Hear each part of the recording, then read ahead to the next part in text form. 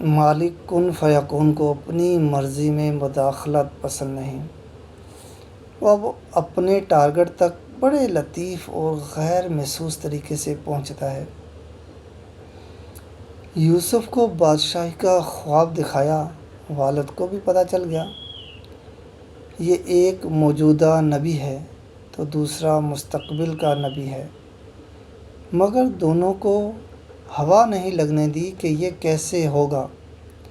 خواب خوشی کا تھا مگر چکی غم کی چلا دی۔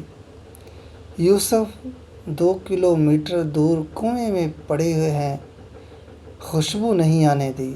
اگر خوشبو آ گئی تو والد سے رہا نہیں جائے گا، جا کر نکلوا لے گا، جبکہ بادشاہی کے لیے سفر اسی کنویں سے لکھا گیا تھا۔ سمجھا دوں گا تو بھی اخلاقی طور پہ بہت برا لگتا ہے کہ ایک باپ اپنے بیٹے کو بادشاہ بنانے کے لیے اسے کنویں میں ڈال کر درخت کے پیچھے سے جھانک جھانک کے دیکھ رہا ہے کہ قافلے والوں نے اٹھایا ہے یا نہیں، لہذا سارا انتظام اپنے ہاتھ میں رکھا ہے۔ اگر یوسف کے بھائیوں کو پتہ ہوتا کہ اس کنویں میں گرنا بادشاہ بننا ہے اور وہ یوسف کی مخالفت کر کے اصل میں اسے بادشاہ بنانے میں اللہ کی طرف سے استعمال ہو رہے ہیں، تو وہ ایک دوسرے کی منتیں کرتے کہ مجھے دھکا دے دو۔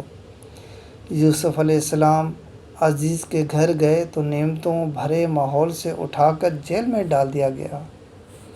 ان مع العسر یسرا، جیل کے ساتھیوں کو خواب کی تعبیر بتائی تو بچ جانے والوں سے کہا کہ میرے کیس کا ذکر کرنا بادشاہ کے دربار میں، مگر مناسب وقت تک یوسف کو جیل میں رکھنے کی اسکیم کے تحت شیطان نے اسے بھلا دیا۔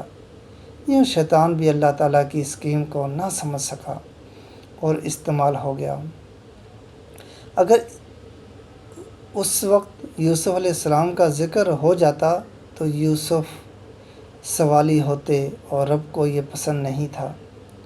اس کی اسکیم میں تو بادشاہ کو سوالی بن کر آنا تھا اور پھر بادشاہ کو وہ خواب دکھا کر سوالی بنایا، اور یوسف علیہ السلام کی تعبیر نے ان کی عقل و دانش کا سکہ جما دیا۔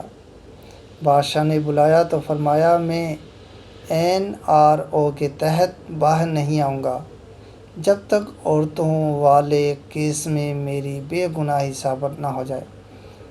عورتیں بلائی گئی، سب نے یوسف کی پاک دامنی کی گواہی دی، اور مدیہ عورت نے بھی جھوٹ کا اعتراف کر کے کہا کہ انا راودۃ عن نفسی وانہ لمن الصادقین۔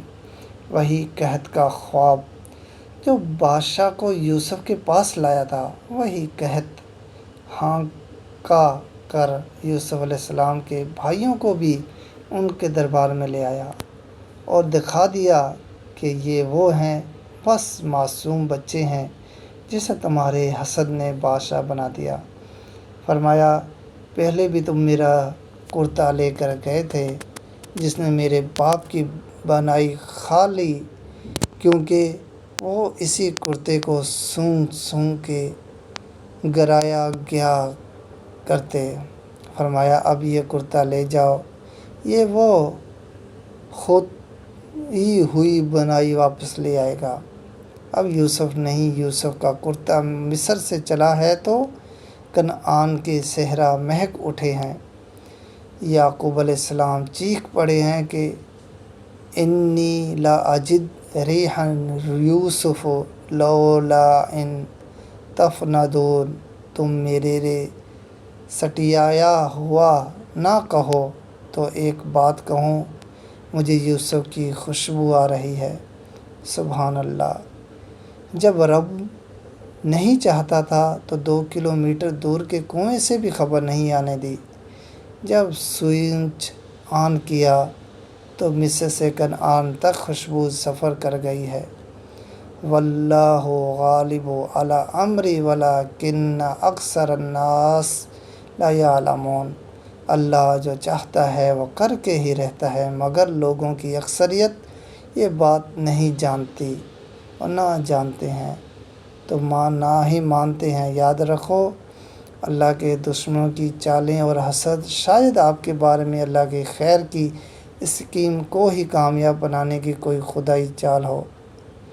انہیں کرنے دیں جو وہ کرتے ہیں۔ اللہ پاک سے خیر مانگیں اور اپنے حصے کا کام اپنی پوری بے لوث لگن، طاقت اور ایمانداری سے کرتے چلے جائیں۔